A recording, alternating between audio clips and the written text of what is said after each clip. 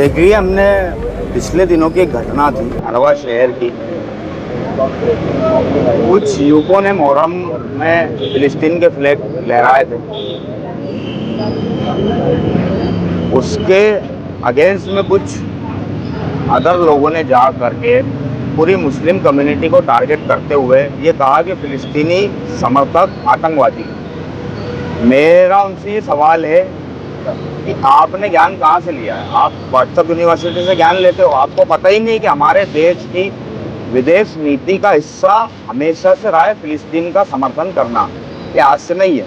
पंडित जवाहरलाल नेहरू को आप देख लीजिए, उसके बाद इंदिरा गांधी, राजीव गांधी जी, यहाँ तक आप ही की पार्टी और आप ही की विचारधारा के अटल बिहारी वाजपेयी जी का आप जब गूगल पे डालकर देखेंगे तो उन्होंने क्लियर ये कहा है कि इजराइल फिलिस्तीन की धरती पर अमेरिका की मदद से कब्जा करके बैठा है हमेशा से और क्रूरता करता आया।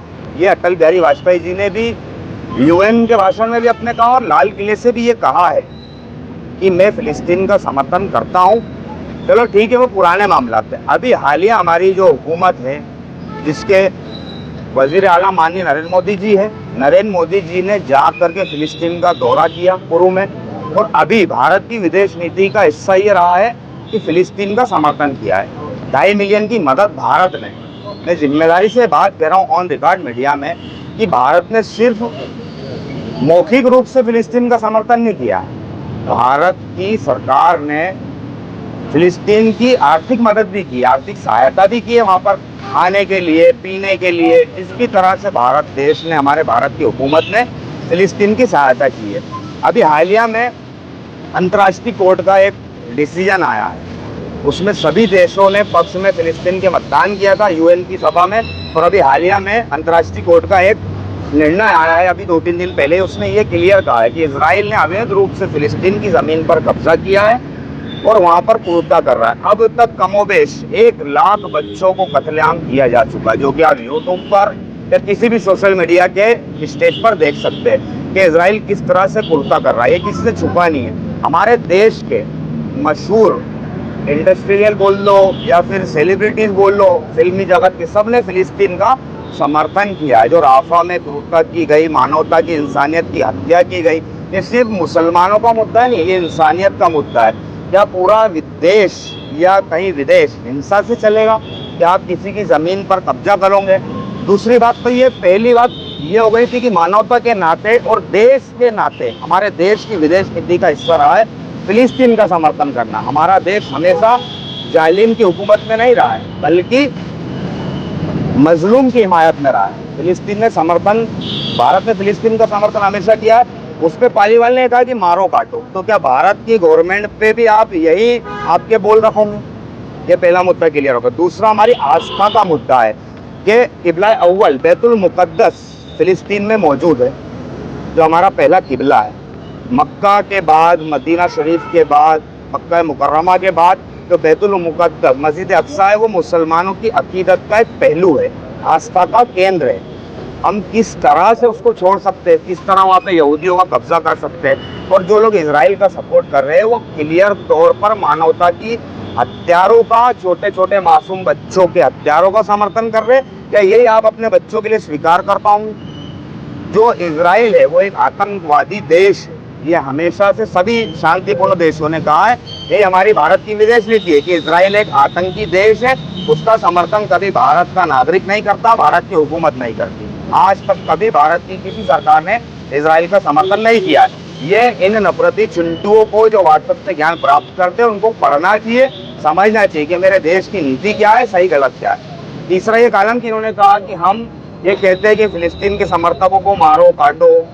ठीक है, मैं उनसे कहना चाहता हूँ जिसने ये कहा है कि आपने कितनी हत्याएं करवाई धनवा शहर में, हमें सब याद है। हमने जेल में देखा है जिन लोगों को आपने नशे पत्ते में हत्याएं करवाई। आप मुसलमान से इतनी नफरत करते हैं कि आपके जेल में इतना इस्लामोफोबिया है कि आपने गरीब बच्चों से हत्याएं करवाई। हमने उनका हाल जेल में देखा है कि उनके पास पहनने को चप्पलें नहीं थी। तो मैं आपसे कहता हूँ कि आपकी मुस्लिमों के प्रति नफरत शांत करने का एक ही तरीका है, आपके बालक से आप किसी मुसलमान के लिए हिंसा करवा दो, हो सकता है कि आपका गुस्सा शांत हो जाए। अन्यथा आप खंडवा शहर को भड़काना, जलाना बंद करें, एक समुदाय को दूसरे समुदाय के खिलाफ भड़काना बंद करें और या तो आप इतना ही आपके अंदर इस्लामोफोबिया है, इस बीमारी से आप इतने ही ग्रस्त हैं, तो आप आपकी औलाद से मुसलमानों के लिए नफरत सिखाए और उनसे हिंसा कराने का आग्रह करें। आप क्यों गरीब बच्चों का जिंदगी खराब कर रहे हो? आपके बालक से आप हिंसा नहीं करवाते? जब आपके बालक से आप हिंसा नहीं करवाते, आप तो किस तरह आप दूसरे के बच्चे से हिंसा करवा सकते हो या उसके लिए उकसा सकते हो? तो मेरा यही कहना है प्रशासन से कि ये क्लियर तौर पर नफरत की श्रेणी में आता है, हिंसा की श्रेणी में आता है, उकसाने का, इसमें एक विशेष समुदाय के खिलाफ भड़काने का, नीचा दिखाने का, इसके ऊपर केस बनना चाहिए। क्यों नहीं केस बनता? इसके पहले सीएसपी ऑफिस में एक नफरती चिंटू ने खड़े होकर सीएसपी साहब के सामने अनर्गल टिप्पणी करी थी, समस्त मुस्लिम समाज को काटने मारने की धमकी दी थी। आज दिनांक तक उस पर केस नहीं हो पाया, अभी भी वही का वही हो रहा है। इन लोगों को बढ़ावा मिलता है क्या? इनको राजनीतिक संरक्षण प्राप्त है, क्यों प्रशासन इस पर कोई कार्रवाई नहीं करता? अभी यही कोई उर्दू नामदारी करता या कुछ करता, अब तक उस पर एफआईआर हो जाती है, उसका घर टूट जाता, सब कुछ हो जाता। तो हमारा यही प्रशासन से आग्रह है कि अगर आप शांति की उम्मीद करते हैं तो आपको न्याय करना पड़ेगा। समस्त मुस्लिम समाज शांतिपूर्ण तरीके से यहाँ पर आया और हम कंधे से कंधा मिलाकर प्रशासन के साथ खड़े। अगर हमारे समाज का बच्चा भी कुछ गलत करेगा तो हम कभी उसका साथ नहीं देंगे, लेकिन हमारा प्रशासन से यही आग्रह है कि हम भी यहाँ पर फिलिस्तीन के समर्थक बनकर आए, क्योंकि हमारे भारत की विदेश नीति ही यही है, हमारे देश की विदेश नीति यही है कि फिलिस्तीन का समर्थन हमारे देश ने हमेशा किया है। और जो इजराइल के झंडे लेकर आए थे, जो आतंकी देश के झंडे लेकर आए थे, वो आतंकी मानसिकता के पूर्ण रूप से खुला समर्थन कर रहे हैं। और उनका समर्थन इजराइल को इसलिए कि मुसलमानों से नफरत करना है, इस्लामोफोबिया, उनका इस्लाम से इतनी नफरत बढ़ चुकी है, इजराइल से उनका कोई लेना देना ही नहीं है, सिर्फ इसलिए कि वो मुसलमानों को मार रहा है, काट रहा है, तो उसका समर्थन कर रहे हैं। वरना इस्लाम से उनका ताल्लुक नहीं है और इजराइल से उनका कोई ताल्लुक नहीं है, कि क्लियर तौर पे दिखता है। हमारा प्रशासन से हाथ जोड़कर निवेदन है कि ऐसे नफरती चिंतुओं पर आप सख्त से सख्त कार्रवाई करके मुस्लिम समाज को निर्देश दे कि आप भी हमारे हैं और आप भी इस देश का अभिन्न अंग है।